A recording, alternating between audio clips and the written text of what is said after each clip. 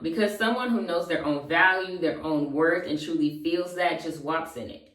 You don't gotta say nothing. You don't have to force it on people. You command respect. You don't have to demand respect. What's up, guys? Welcome to the channel. Sheba Israel here. If you're new to the channel, hello and welcome. And if you're an OG subscriber, what's good? Welcome back. So in today's video, I want to get into the hot topic. I know it's kind of fading out now, but I still got a second. I really want to get into today the whole Cardi versus Nicki situation and what we can learn for our own level up journeys from that. And I want to talk about using their beef, but also kind of branching off into what we can just use it as an example for, but respecting your own legacy. A lot of people like to make the Cardi and Nicki beef based off of artistry, and I don't think that's really in question by even honestly both of them. I don't think they were ever really arguing over who was the better rapper. Their issues come down to ego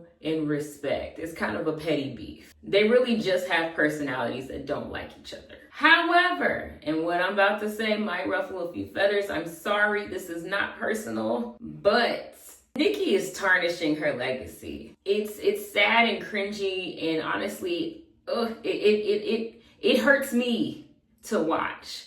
As someone who grew up a barb, as someone who was also 15, 16, no itty bitty piggy, bar for bar, as soon as it comes on, you in a trance. Like, I'm one of those. And so over the course of the years of the rise of female rap, and to watch how she really hasn't done well in embracing it and embracing the new girls, and just sitting on her throne as the legacy. Like, that time period, it started to come, and I think she tried at first, and she does try, but it never fully lands. And I'm the type of person where it's like, hey, if you arguing with this one, and this one, common denominator is you. But again, I'm not here to really make this personal. I have no personal qualms with either. I don't know these people, but what we can take from what we've seen put in the public is actually a very valuable lesson. And it really has less to do with Cardi, who is still in her present moment, but more to talk about Nicki and how we can really use this as an example of being smart about how you build your own legacy, how you really go behind your name. To me, Nicki would have been smart in how she navigated moving her legacy into more of like a legacy artist versus like a contemporary artist by taking the Beyonce approach. She was already goated that way. She was the top female rapper. She got into the pop lane, like she did it. She was there. All of the new girls now have all said, hey, we was listening to Nicki in high school. We were all on Itty Bitty Piggy, word for word, bar for bar. And I just feel like she doesn't fully grasp that these new girls are her fans, or used to be fans. They're one of me. That was my age group where Nicki was like really popping. And I just don't think that she's grasping that essentially she is above them in legacy. They're building now. They're putting it out there now. They're proving themselves now. We're going to see what they're going to do down the line. But with Nicki, we've already seen you hit accomplishment. We've seen it.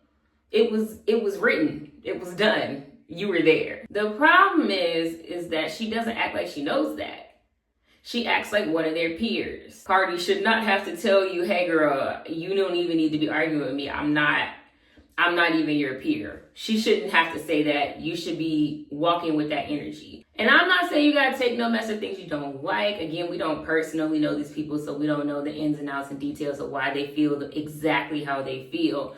But you do have to think about this being your job, and that hardcore perception is reality. And Nicki is not putting herself out there to be perceived as the GOAT that she is. She is very much in her feelings and in her ego, and tarnishing her own legacy in the process. She's at a point where, like I said in the beginning, that Beyonce approach should be kicking in for her. We shouldn't even feel like she gonna talk to us. That's where Nicki should be at right now. But the way that she carries on and presents herself to the public and online, she's presenting herself as someone who's trying to force us to believe that, instead of moving as someone who that's just the truth. Because someone who knows their own value, their own worth, and truly feels that just walks in it.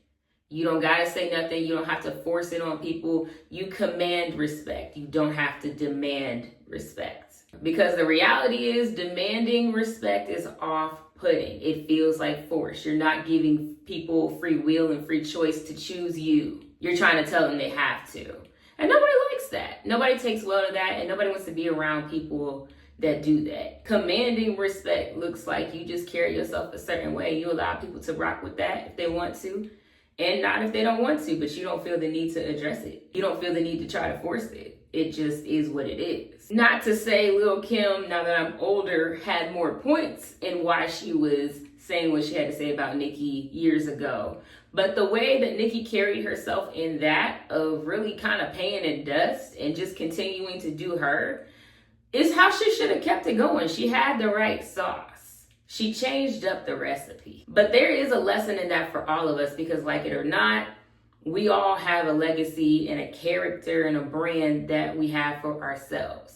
And it very much does matter what we do with that. You have to respect yourself enough to cultivate and walk in the image of who you say you are. One of the exercises my therapist had me do early on when we first got started was she had me actually get clear on what my values were. I've always had very strong core values of who I am and standing behind it, but I didn't always have it organized of writing down exactly what feelings tie to words. I used to just know the feeling and move by it. But in doing that exercise of actually writing down who is Sheba, what kind of person is she, and what are her values, that allowed me to get very clear on who that is. Who am I? What is the branding of me? And stand strong and tall and confident in that. I used to have the issue before that I actually worked on within therapy, where it was like I had to work on my freeze behavior, like my fight or fright response is freeze. And a lot of that is due to the fact that I have to really work through a lot of layers of stuff to think about how I want to respond. And one of the things for me that I noticed was in getting clear on exactly what my values were, again, putting the words to connect to feelings, that really helped me to respond quicker. That used to be really hard for me. I ain't gonna hold you. I respond a lot quicker and make a lot quicker decisions and how that's gonna look, because I'm very clear on what my values are. Not just what the feeling is. I don't have to go through the motions of trying to figure out, okay, let me dissect, how does this feel? No, I can actually pinpoint and be like, well, my value is this, so how do you want to move? This is in alignment with you. These reactions are not. So how do you want to respond? You build trust with people with your legacy when you are always matching up to who you say you are. It makes you harder to discredit. And that even brings me back to using Cardi and Nicki as an example. Nicki has proclaimed to us and moved in a way of telling us she was the queen. And we were here for it. But her actions as of the past couple years have not really lined up with that being her belief. And then we can take Cardi, for example. Love her or hate her, she very much is at all times who she says she is. And that tends to be why, and this is not personal, just looking at the response of public opinion, that tends to be why she wins public opinion a lot. And it has a lot to do with her making herself a little bit unclockable, because she's always exactly who she says she is. Prime example, when JT went at her and said, oh, you use a writer. She didn't try to act like that wasn't her. She said, girl, you hit up my writer. I have the screenshot. You too want a writer. Like, she doubled down on, yeah, I'm exactly who I say I am. I wasn't hiding. And that's also why she kind of gets away with being petty, because she owns it. She's never told us she wasn't. She's never tried to deny that about herself. Her actions never are a misstep with who she tells us she is. She named her album Am I the Drama? So we have no right to get mad now if she's in some drama. She said, listen, I know who I am, I know what I do. This is me. She has very much let us know that she is okay with the legacy she's building. Whether you agree with it or not, she's okay with it, and she's confident in that, and it shows in her energy. And it's highly likely, you never know, chimes can change, we'll see down the line, but it's highly likely she'll probably go down in history as being a very likable, relatable person. And I'll tie that back even into me. I've had a couple situations in my life where people have taken the route of trying to discredit me instead of taking self-accountability for things they were doing to me. They tried to get ahead of what they thought people might think or what they thought I might be saying and things like that I actually wasn't even really doing. I'm the type of person where, I'm gonna just leave you where you was weird at. I don't need the drama. I don't want to get into it. You go do you. I'm not trying to control you. I'm gonna go do me where I'm comfortable at. You don't gotta change for me. I'll go over here. You can stay right here. But I've ran into situations where people's response to me or reaction to me was to try to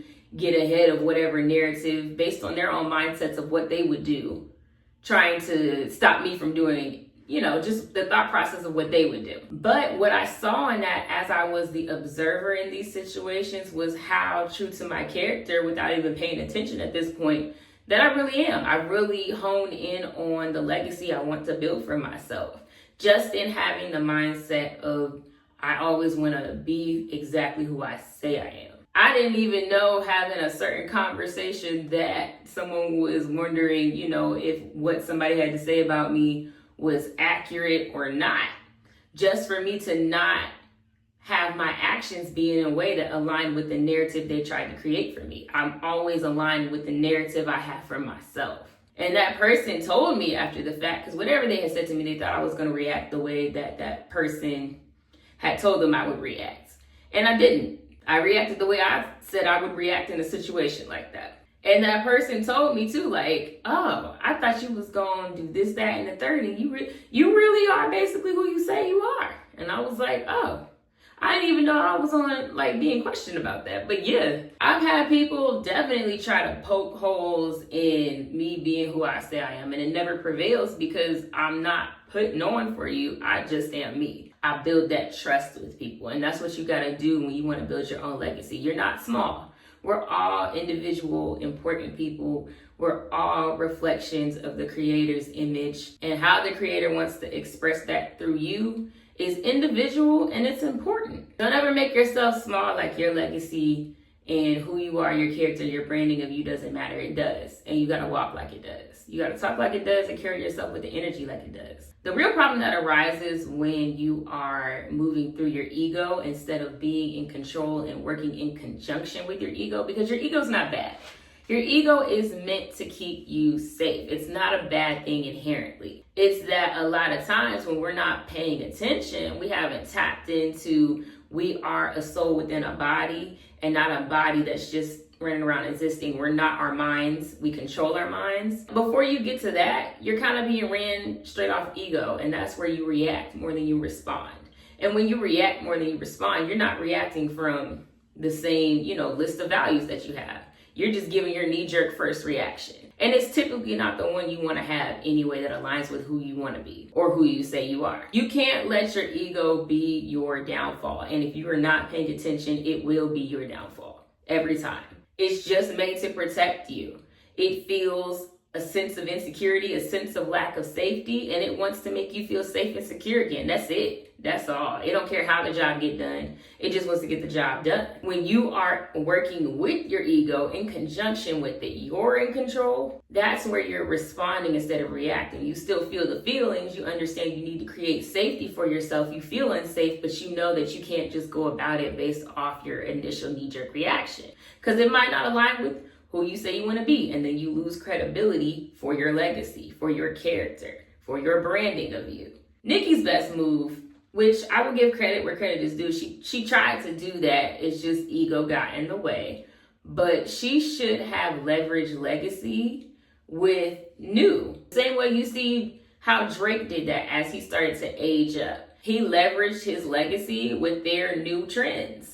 He hopped on their songs, and that's the area where he more so acted like a peer. He wasn't arguing with them. He wasn't trying to prove he was better than them.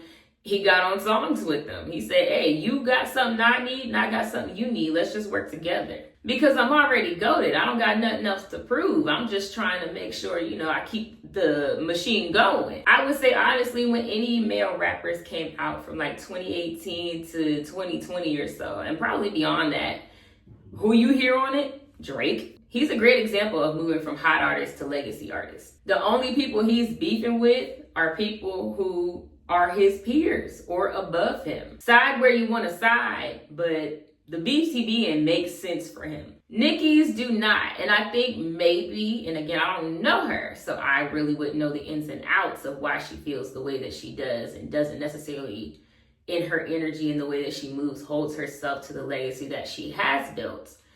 I think it has a lot to do with the fact that she had to adjust. The boys didn't have to adjust. There was always a bunch of boys rapping. She did. For most of her career, it was just her on top. She came after Eve, after Trina for real, in their real hot eras. And so she really didn't have to deal with that. It's like being an only child and now you have siblings, but you're now the oldest sister. And that's kind of the way we do treat Nicki. We kind of be looking at her like, bruh, you're the oldest. Why are you acting like that? And on that note, I kind of do feel her pain as the oldest. I've caught that before, when you be arguing with your younger siblings and then the person in charge is just like, you're supposed to be acting older than them, but they're making fun of me. From that note, I kind of get it, but you do have to grow up. Like I was 10 doing that, you know? I mean, we can even take it personal to most of our everyday lives. We're not superstar rappers, but we are, let's say it's women on my channel. We're women, and the majority of us are now starting to get older. You could take the route of being a bitter old woman, or you could be the goated seasoned old lady. Which one do you want to be? Because one make you look bad, and the other one keeps you in the game. I don't age much, but I embrace my auntie years that are coming up. You see the frames? You see the pixie? I'm with it. I'm not bitter. I don't need to be 21 ever again. I don't even need to be 25 ever again. I don't need to be any age but what I am right now, 30s and older.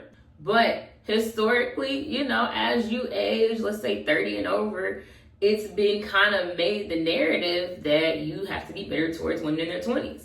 Now, things have changed because we ain't really aging that hard. Me now just looks different than me in my graduation picture. It just looks like I know how to do my hair and my makeup better. I got my eyebrows done. It's the same girl. So stuff like that is honestly not a huge thing, but to some people, it still is. We're still coming up out of that era where it was fear-mongering of becoming an older woman and becoming 30 and people making you less than. But if you're conscious about it, it's still a choice. Do you want to go down as bitter, or do you want to go down as a legacy? But back to who you say you are aligning with how you act, it's protection. As I gave an example earlier of how it's protected me, it's truly how it's protecting Cardi. You can't really hit her because she didn't give you an area to hit. There's not an insecurity to poke because she already owns it. The way Nicki is moving, even just taking shots at Cardi to start this go around. This round was started by Nicki. It kind of just made you look insecure and not okay, because what I heard when I saw that first, what was it, the ABCDEFG, you don't got no record sales like me or something like that. It's like, oh, so you was listening to the album. Why did you give us that? I don't know. Maybe she felt like she heard some shots in her album that were geared towards her, but I don't even think she actually had anything necessarily geared towards her. Maybe she was taken up for JT because I think they're still cool, possibly, but I don't know. But what I do know is freely giving people you've claimed to not like your energy and attention out loud never makes you look good. It just makes you look pressed. You don't see Mariah Carey being a hater towards newer R&B artists. You see her collaborating with them. Mariah's petty was towards her peers. The reality is, when it comes to legacy, you don't garner respect acting like the peers of people you want the respect from. And you just don't garner respect trying to demand it instead of command it. Think about it. Who do you know that's trying to demand respect that works out for them? And who do you know that commands respect where it just works out for them? Drop a comment down below and let me know, what do you think about this whole thing? And do you feel as though there's a lesson to learn about how you want to build your own legacy from Nicki and Cardi?